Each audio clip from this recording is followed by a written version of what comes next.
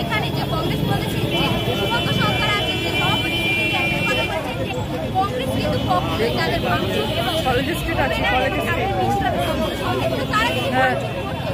কালকেই করতে পারত এবং তাদের যে প্রতিটা দাবি ছিল সেই দাবিটা কিন্তু তারা রেখেছে এবং যে বিভিন্ন কর্মসূচি রেখেছে এবং এরই প্রতিবাদ জানিয়েছে পুলিশকে। পুলিশ কিন্তু যে বারবার তাদেরকে ইগনোর করে যাচ্ছেন বা তাদেরকে যারা গ্রেপ্তার হয়েছে তাদেরকে যে সাজা তারা দাবি জানিয়েছিল সেই সাজা কিন্তু তাদেরকে গ্রেপ্তার করা হয়েছে এবং এখন যে আরও যারা ছিল তাদের কিন্তু এখনো গ্রেপ্তার করা হয়নি। এই ঘটনা 24 ঘন্টা কেটে যাওয়ার পর তাদেরকে এখনো প্রত্যেক ধরে গ্রেপ্তার করা হয়নি। সেই ঘটনায় কিন্তু তারা পুলিশকে ধিক্কার জানিয়েছে এবং এরপরে যে কর্মসূচি দেখা তারা তা কর্মসূচি নিতে পারে এবং তারা যে কি কর্মসূচি নিতে পারেন এবং তাদের আরও কি দাবি থাকতে পারে এবং পরবর্তীকালে তারা এই কর্মসূচিতে আরও কীভাবে তারা যোগদান হতে পারে। হামলা করার এই ধিক্কার জানাচ্ছে আজকে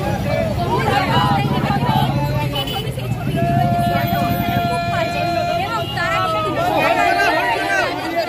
দাবিগুলো নিয়ে কিন্তু তারা যাচ্ছে। একটু জোরে চলো। কংগ্রেসের শক্তি দেখিয়ে দেওয়ার দিন পশ্চিমবঙ্গে কংগ্রেসের শক্তি দেখানো শুধু শুরু হয়েছে বলে বিজেপি অ্যাটাক করছে। আমরা যদি পলিটিক্যালি পোস্টার বয় হয়ে যেতাম, ইররিলেভেন্ট হয়ে যেতাম, তাহলে আমাদের সদর দপ্তরে কি আক্রমণ হতো? রাহুল গান্ধীজি ভোট অধিকার যাত্রা যেটা বিহারে শুরু করেছেন তার আজ এসে পড়েছে পশ্চিমবাংলার বুকে। ভোট চুরি থেকে রিফ্লেক্ট করার জন্য আজকে এইভাবে মানুষেরা আমাদের উপর আক্রমণ করছে। আমরা যারা মহিলারা বাড়ি অফিসে আসি কাজ করতে, আমাদের রাজনৈতিক সদর দপ্তরে যদি আমরা যেটা বললেন যে নরেন্দ্র মোদীর মাকে যে গালাগালি করার ব্যাপারটা, যে গালাগালি করেছে সে কংগ্রেসই নয়, সে একদম হচ্ছে ওই গডসেরই বিচারধারার ছেলে, বিজেপি কার্যকর্তা। তার ফেসবুক সব কিছু আমরা চেক করে দেখেছি, সে কংগ্রেসই নয়, সে কংগ্রেসের মধ্যে ঢোকানো হয়েছিল। রাহুল গান্ধীর জনযাত্রা, যে যাত্রা সারা ভারতবর্ষে সারা ফেলেছে, ভোট চোর গদ্দি চোর, অর্থাৎ ভোট চোররা প্রধানমন্ত্রীর সিটটা খালি কর, এই যে স্লোগান সারা ফেলেছে। মোদি ভয় পেয়েছে, এই ভয় পাওয়াতেই এই নিজের মাকে নিজের কার্যকর্তা দিয়ে গালি দেওয়া করিয়ে কংগ্রেসকে হামলা করার চেষ্টা করছে। কিন্তু কংগ্রেসকে এইভাবে দাবানো যায় না। ফানুস बनके जिसकी हिफाजत हवा करे वो क्षमा क्या बुझे जिसे रोशन खुदा करे। এত সহজে কংগ্রেসকে শেষ করা যায় না। কংগ্রেসকে না শেষ করা গেছে, না শেষ করা হবে, না শেষ করা যাবে। গতকাল যে ঘটনা ঘটলো কংগ্রেসের পার্টি অফিসে, তারপর বাংলা পক্ষের গর্গ চট্টোপাধ্যায় সে নাকি গেছিল বিধান ভবনে এবং সেখানে সে অভিযোগ করছে তাকে নাকি হেনস্থা করা হয়েছে, মারধর করা হয়েছে। কি বলবে? সে অ্যাপ্রোপ্রিয়েট জায়গায় উনি কমপ্লেন করুক, উনি কমপ্লেন করলে ওনার ব্যবস্থা নেওয়া হবে।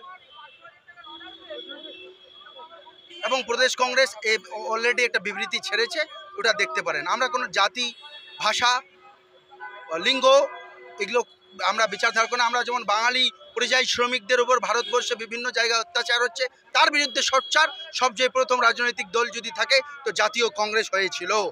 আমরা বাংলার পশ্চিম বিধানচন্দ্রের মাটি গরিখানের চৌধুরী, বাংলার এই যে কালচার, এটাকে আমরা নিজের বুকে রাখি, হৃদয়ে রাখি।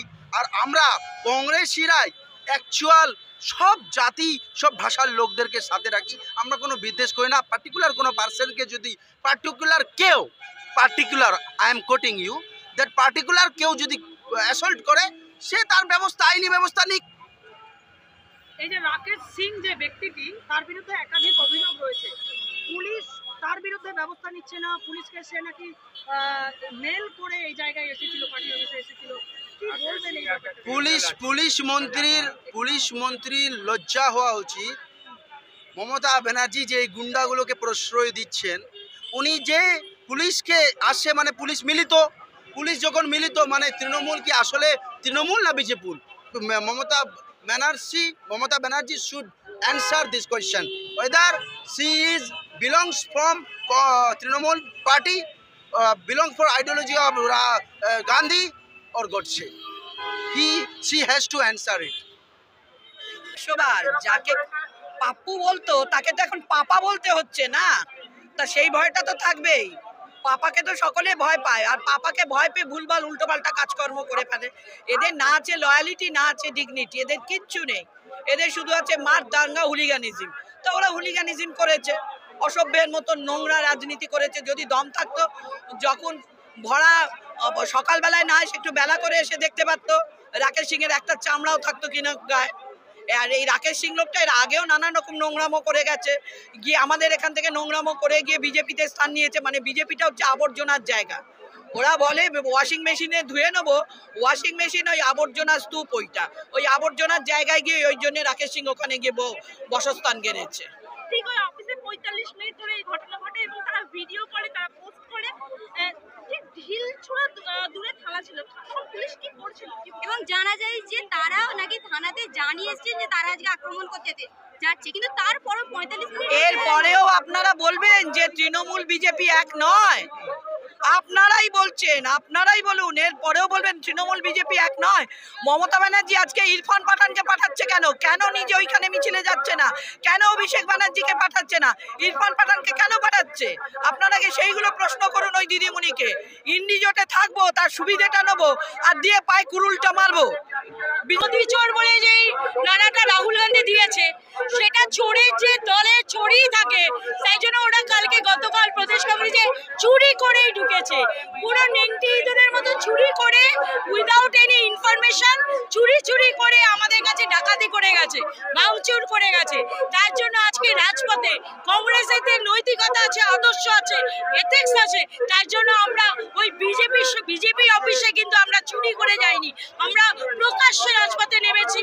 এবং জাতীয় কংগ্রেসের প্রতিটি সৈনিক আজকে রাজপথে ভোট চোর, গদি চোর, ভোট চোর, মোদি চোর এই নারা দিচ্ছি। এবং গতকাল যে আমাদের বিধান ভবনে যেই প্রকাশ্যে এবং লাইভ ভিডিও কলিং করে যেইভাবে রাকেশ সিং আমাদের প্রদেশ কংগ্রেসে জুমলা করেছে, এটাকে বলে হামলা, উইদাউট এডমিশনের হামলা। জাস্ট 2-3 জন কেয়ারটেকার ছিল, তার জন্য বাপের বেটা হয়তো আজকে এই পথে আয়। আমরা দেখে নিচ্ছি লড়াই কাকে বলে, হামলা কাকে বলে, হামলার জবাবে আমরা কি করতে পারি। এবং ইট কা জবাব পাথর সে কংগ্রেসের সৈনিকরা দিতে প্রস্তুত। কিন্তু আজকে তুই কোথায় গেলি? লুকিয়ে আছিস কেন? আয়, ঘর থেকে বেরিয়ে আয়, তোকে খুঁজতে হচ্ছে কেন? সারেন্ডার কর। যে কংগ্রেসের কর্মীরা রাজপথে, তার জন্য তুই ভীতু বলে সারেন্ডারও করছিস না। দেখুন, আমাদের একটাই দাবি, কালকে একটা গুন্ডা বাহিনী এসে আমাদের মাকে আমাদের মন্দিরে আঘাত করেছে। আমরা থানায় গেছি, আমরা বলেছি যে অবিলম্বে যাতে ওই লম্পটকে অ্যারেস্ট করা হয়। ওরা প্রতিশ্রুতি দিয়েছিল যে ওদের নাকি কাজ শুরু হয়ে গেছে, ওরা অ্যারেস্ট করে ফেলবে। কোথায়? আমরা রেজাল্ট দেখতে পাইনি, তার জন্য আমরা রাস্তায়। দেখুন, আমরা ব্যবস্থা নিতে জানি, এটা কংগ্রেস দল, কিন্তু আমরা গণতন্ত্রে বিশ্বাসী, আমরা সংবিধানে বিশ্বাসী। তাই থানায় গেছি যে বলতে আপনি অ্যারেস্ট করুন। তো নইলে এরকম 2 পয়সার গুন্ডাকে আমাদের শেখাতে বেশিক্ষণ লাগবে। তবে আমি বলবো এইভাবে রাজনীতিটা রাজনীতির মতো করা দরকার। এই ফাঁকা ময়দানে এসে গোল মেরে চলে যাবে, কারণ ওরাও জানে যে এই নেতৃত্ব বলবো না, অভিনয় করেন না উনি, ওই গোখরো না কেউটে আছে ওদের দলে, ওনার নেতৃত্বে যে দলটা উঠছে, ওনার সিনেমা তো আমরাও দেখেছি। উনি ফাঁকা ময়দানে গোল করে গেছেন।